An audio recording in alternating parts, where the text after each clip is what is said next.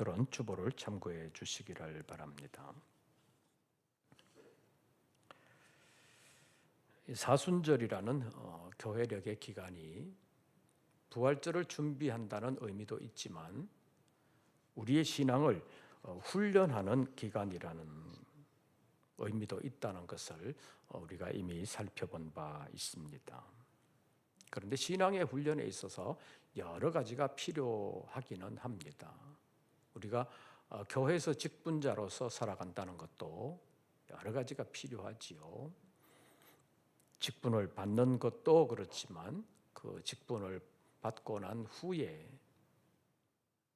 그 직분자에 걸맞는 봉사를 아름답게 한다는 것도 그리 쉬운 것은 아닙니다. 그래서 훈련이 필요하다고 말할 수 있습니다. 기도하는 것도 훈련이 필요하고 찬양하는 것도 훈련이 필요하고 여러 가지 일을 하는 것도 훈련이 필요하다고 말할 수 있습니다. 처음부터 잘하는 사람, 태어나기를 잘하는 사람으로 재능을 가지고 태어난 사람도 있지만 그런 것은 일부고 대부분의 사람들은 훈련을 잘 거쳐야만 그래도 평균적으로라도 주님 앞에서 봉사할 수 있다고 말할 수 있습니다. 훈련을 제대로 하지 않으면 직분자로서 제대로 감당하기가 곤란하다는 것입니다. 그래서 재직에 임명된 사람들은 재직으로서 여러 가지 그 직분을 잘 감당하게 하기 위해서 여러 가지 훈련을 하기도 합니다. 그런데 그런 모든 훈련 가운데서 구체적으로 뭐 이래야 된다 저래야 된다 이런 것도 있지만 신앙의 훈련에 있어서 고난에 대한 훈련이 굉장히 중요하다는 것입니다. 왜냐하면 고난은 누구나 좋아하는 사람은 없는데 그 고난을 이겨내지 못하면 아무도 주님 앞에서 올바른 믿음의 사람이 될 수는 없기 때문입니다. 그런데 이 고난의 문제는 여러 번 말씀드린 것처럼 에덴 동산에서 아담 하와의 범죄로 말미암아 쫓겨나면서부터 시작된 문제이기 때문에 그 역사가 유구한 역사를 가지고 있다고 말할 수 있습니다. 그런데 아직까지도 제대로 해결되지 않았다는 것입니다.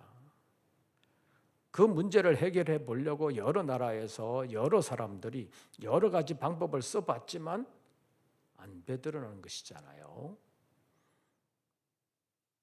인류의 역사로 본다면 각 나라에서 각 나라 사정에 맞게 여러 가지 방법을 써왔겠고 그리고 20세기 정도로 본다면 어떤 지역에서는 공산주의라는 방법으로 어떤 지역에서는 민주주의라는 방법으로 뭔가를 해보려고 하면 될 것 같았었지만 해보니까 안 되더라는 거잖아요.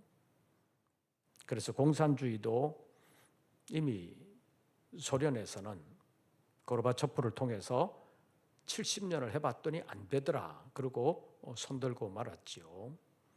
그래도 아직 또 거기에 미련이 남아서 그런 사상을 좋아하는 사람들이 있기는 하지만 아무리 해봐도 안 되는 것입니다. 공산주의로 해서 안 된다. 그럼 민주주의로 하면 되냐? 민주주의로 해도 공산주의보다는 훨씬 낫지만 그래도 완벽한 해결은 안 된다는 것이 오늘 우리의 삶이 보여주고 있습니다. 왜 그러느냐? 전에도 말씀드렸죠. 이 고난의 문제는 인간의 죄의 문제로 시작되었기 때문에 죄의 문제가 해결되지 않는 한 안 된다는 것입니다. 그래서 하나님께서 에덴 동산에서 사람들을 쫓아내시면서 고난을 일종의 벌로 주셨다고 볼 수 있습니다.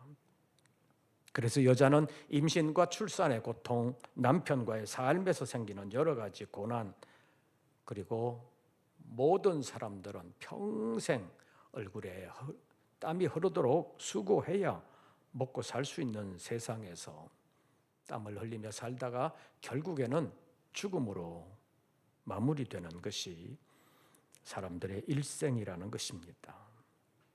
그래서 사람의 인생은 고난의 연속이라고 말할 수 있습니다. 이것은 어느 누구도 피할 수가 없는 것입니다.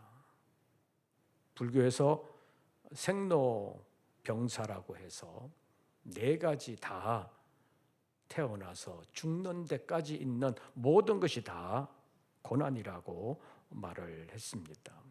그래서 불교에서는 그것을 적극적으로 해결하려고 하기보다는 회피하려고 하는, 생각하지 않으려고 하는, 그래서 명상이라든지 우리나라로 보면 깊은 산속으로 들어가서 세속의 끈을 끊어버린다, 그런 방법을 쓰고 있지만 회피한다고 해서 다 해결되는 것이 아니라는 것이 지금까지의 역사가 우리에게 보여주는 교훈이라고 말할 수 있습니다. 그런데 그 고난이 단순히 먹고 살기 위한 고난만 있는 것은 아니라는 것입니다. 물론 먹고 사는 것도 해결하기가 쉽지는 않지만 그것만이 아니라는 것입니다. 어쩌면 좀 차원 높은 고난도 있습니다. 나의 유익만을 위한 것이 아니라 다른 사람을 유익하게 하기 위하여 당하는 고난도 있다는 것입니다. 고린도전서 10장 23절에서 33절까지의 말씀에 보면 모든 것이 가하나 모든 것이 유익한 것이 아니요 모든 것이 가하나 모든 것이 덕을 세우는 것이 아니라고 말을 했습니다.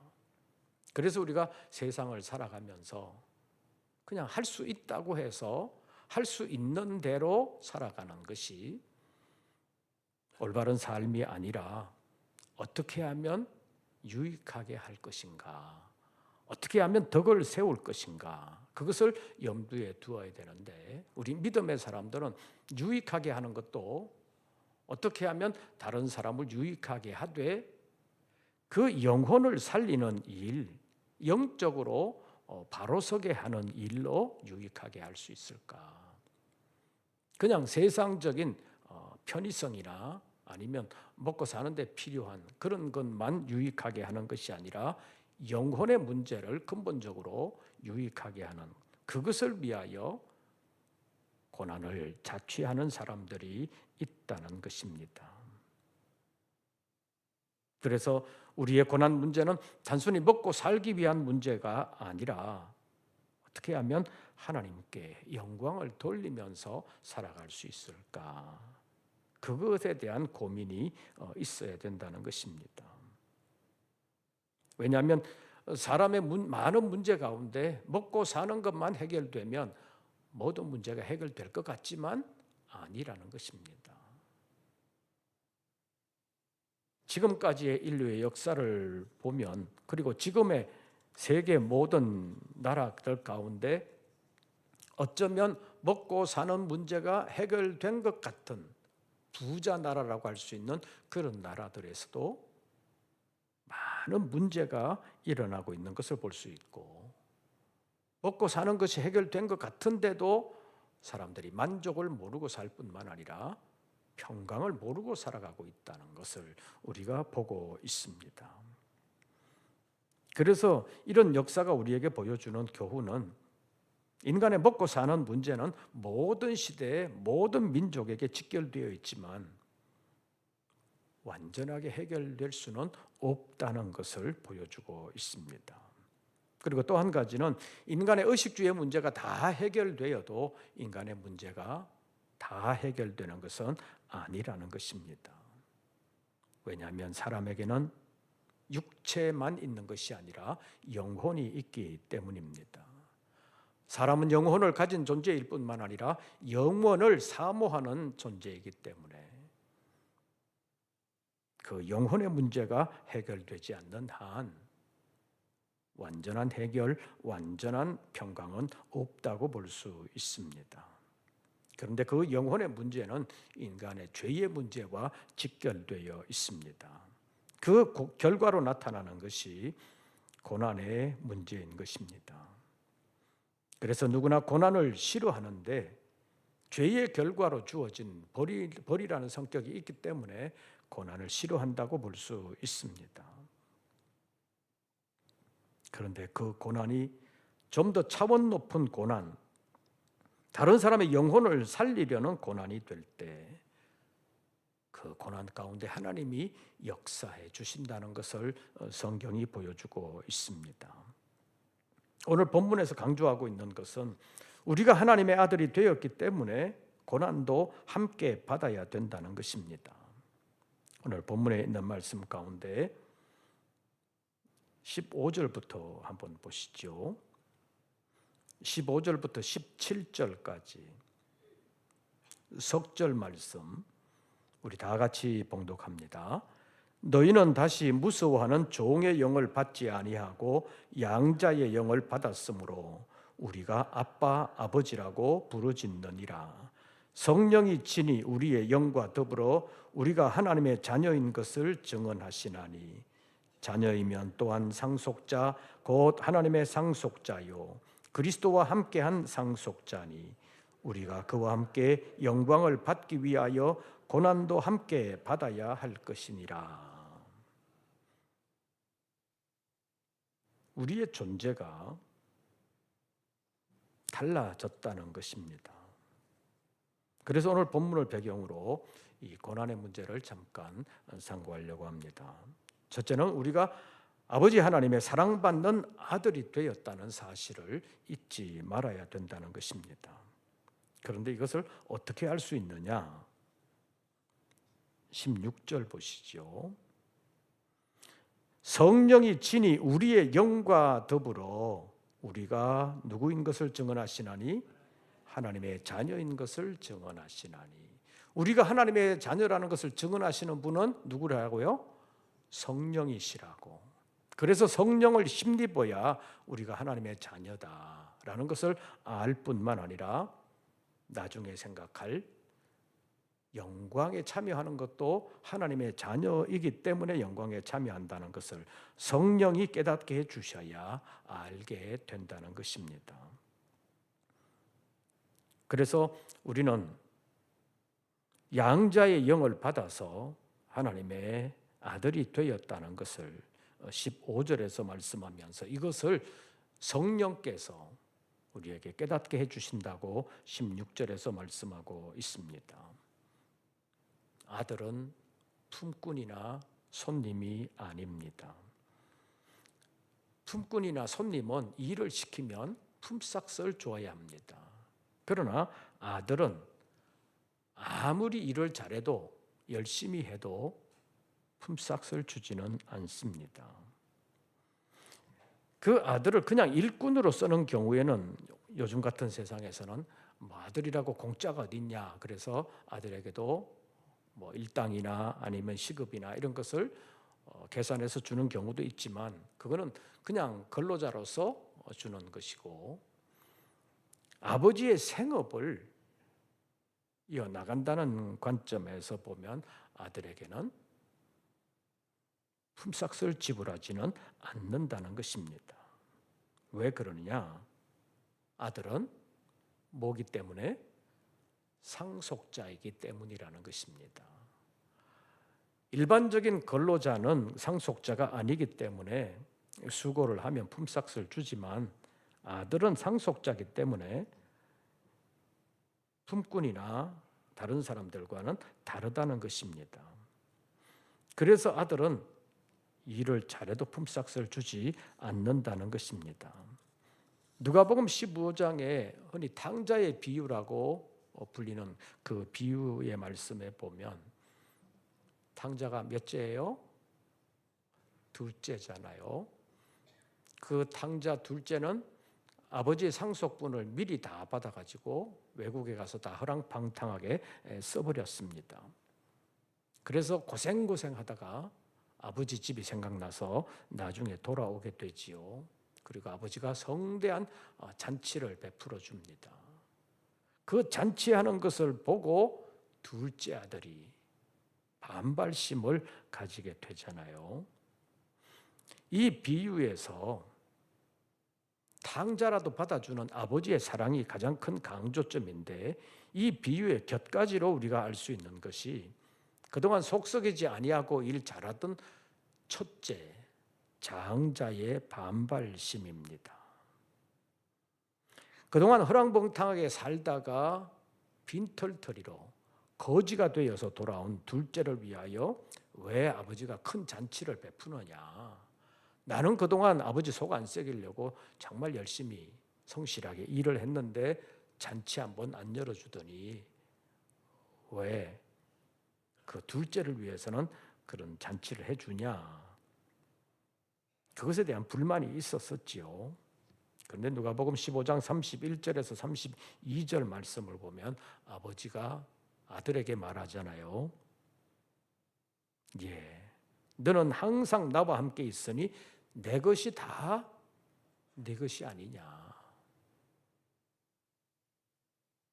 내 것이 다 내 것이 아니냐. 그 말에서 아버지의 것은 다 아들의 것이다. 그 말은 결국 아버지의 것을 다 상속받는 아들이 아니냐. 이렇게 아버지가 말했다는 것입니다. 여기서 보여주는 것이 아들은 일반 품꾼이 아니라는 것입니다. 아버지의 것을 다 상속받는 것이 아들이라는 것을 분명하게 말하고 있습니다. 이 교훈을 생각하면서 본문으로 돌아와서 17절 말씀 다시 한번 더 보시죠. 17절 자녀이면 또한 누구? 상속자 곧 하나님의 상속자요. 하나님의 상속자요. 또 누구와 함께한 상속자? 그리스도와 함께한 상속자다. 이렇게 표현하고 있습니다. 이 말은 믿음으로 구원받는 사람들은 다 하나님의 나라를 상속받는 하나님의 아들들이다라는 것을 말씀하는 것입니다. 믿음과 믿음의 선물이라는 관점을 떠나서 보면 일반 인생들은 평생 고생하다가 결국 죽음으로 끝나버리는 것이지만 하나님의 은혜와 사랑을 받은 하나님의 자녀들의 인생은 그렇게 끝나는 것이 아니라는 것입니다. 다시 한 번 더 보시죠. 17절 자녀이면 또한 무엇? 상속자 곧 누구의 상속자요? 하나님의 상속자요. 누구와 함께한 상속자니? 그리스도와 함께한 상속자니. 그래서 우리의 고난은 고난으로 끝나는 고난이 아니라는 것입니다.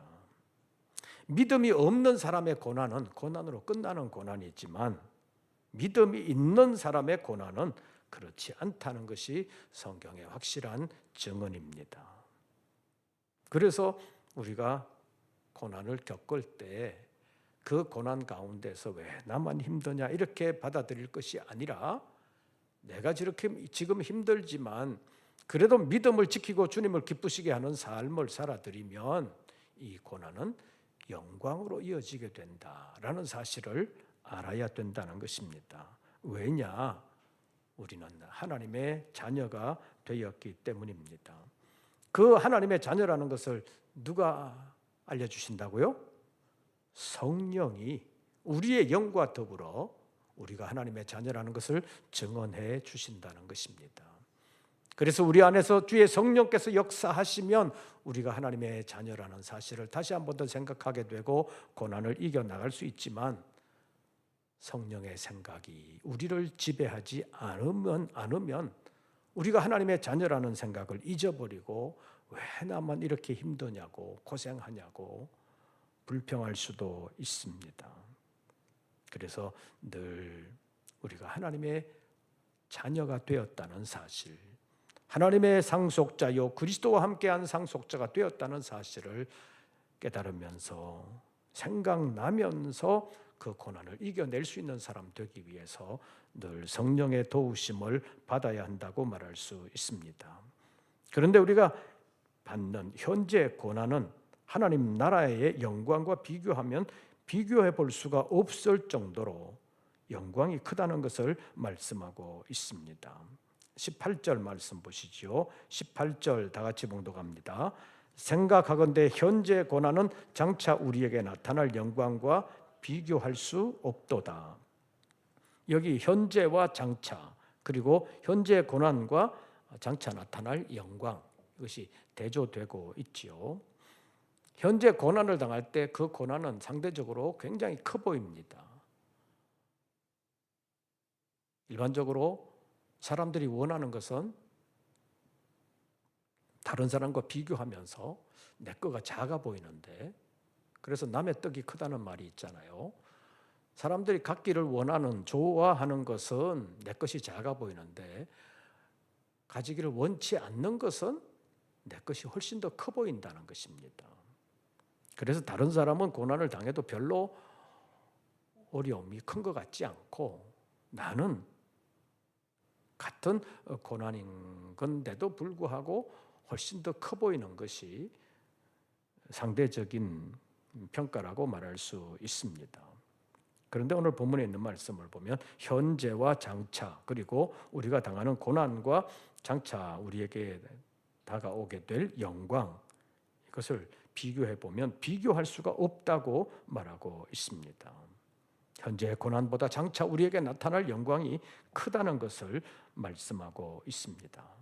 얼마만큼 크냐? 비교할 수 없을 만큼이라고 말씀하고 있는데, 사람의 말로는 도저히 표현할 수 없을 만큼의 차이가 있다는 것입니다. 영광을 사람의 말로 다 표현할 수도 없는 것입니다.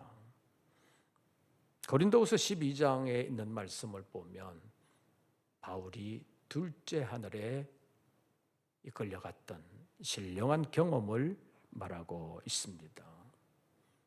주님의 나라에 셋째 하늘에 올라갔던 경험을 말씀하고 있는데, 하나님의 나라, 주님 계시는 그곳에 갔던 경험을 말씀하고 있습니다.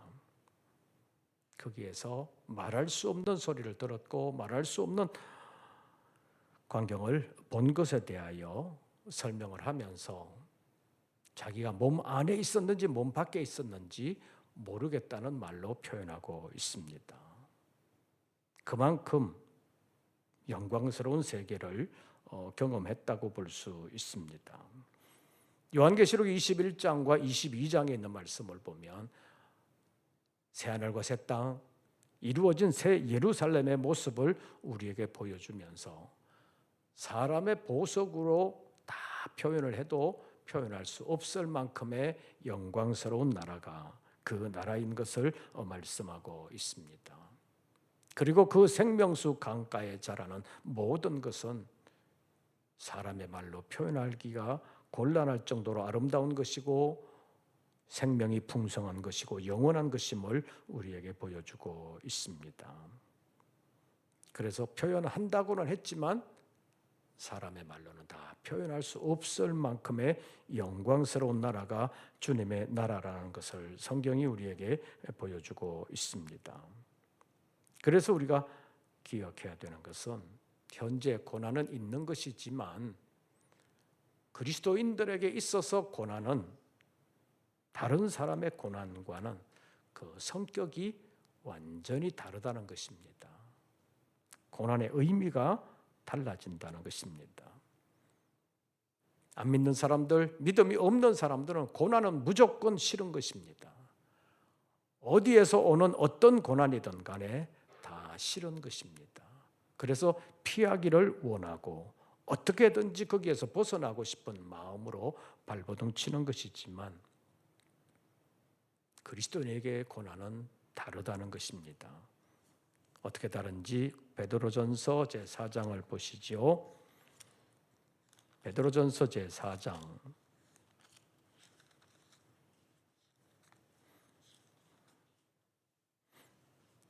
12절부터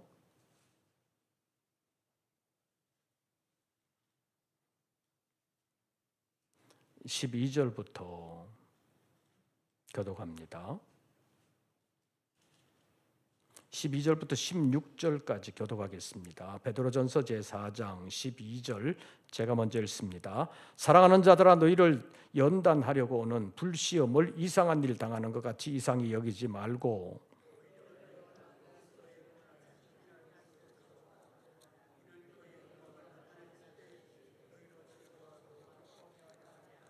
너희가 그리스도의 이름으로 치욕을 당하면 복 있는 자로다.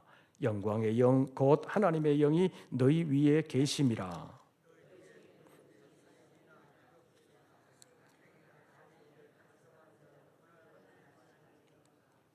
16절 다 같이 만일 그리스도인으로 고난을 받으면 부끄러워하지 말고 도리어 그 이름으로 하나님께 영광을 돌리라.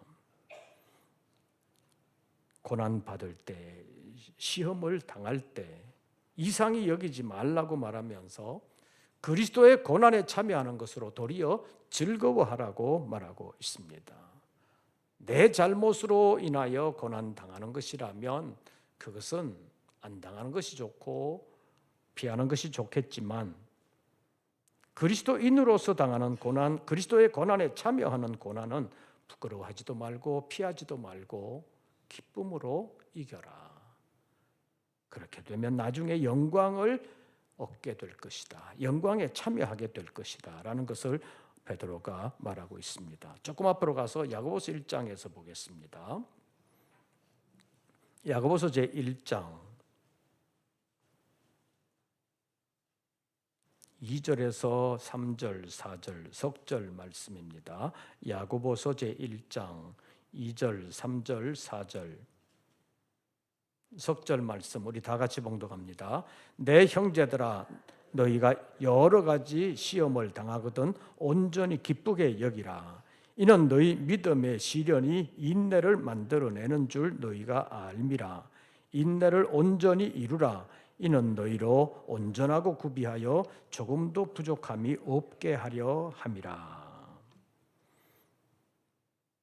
시험을 당할 때 기쁘게 여기라고 야고보도 말하고 있습니다. 왜냐하면 그 고난, 그것은 고난으로 끝나는 고난이 아니라 영광으로 이어지는, 영광으로 나아가는 디딤돌이 되기 때문입니다. 그래서 시험을 참는 자, 시험을 견디어 이기는 자는 생명의 면류관을 얻게 된다고 말씀하고 있습니다. 그래서 우리가 이 시대를 살아가는 동안 고난을 겪으면서 이 고난이 왜 왔는가, 내 잘못으로 온 고난은 아닌가라는 것을 돌아보면서 자신을 좀 더 성결하게 하고 성숙한 믿음의 사람이 되어 그리스도인으로서 당하는 고난, 그리스도의 고난에 참여하는 고난을 아름답게 만들어가면서 영광으로 이어지는 고난을 이겨나가면서 그 안에서 누리는 보람 그리고 기쁨과 즐거움을 가지고 고난과 함께 그리스도의 십자가에 참여함으로 그리스도의 영광에도 참여하는 우리 모든 권속들, 아름다운 승리자들 되시기를 바랍니다. 이 사순절을 보내면서 고난은 영광으로 나아가는 과정이라는 것을 다시 한 번 더 생각하고 훈련하면서 좀 힘들어도 아름답게 이겨나가면서 이겨나가는 훈련을 통해서 더 큰 영광에 참여할 수 있는 아름다운 준비를 이루어가는 우리 모든 권속들 되시기를 주의 이름으로 축원합니다. 우리 찬송 부르시고 기도하겠습니다. 490장입니다.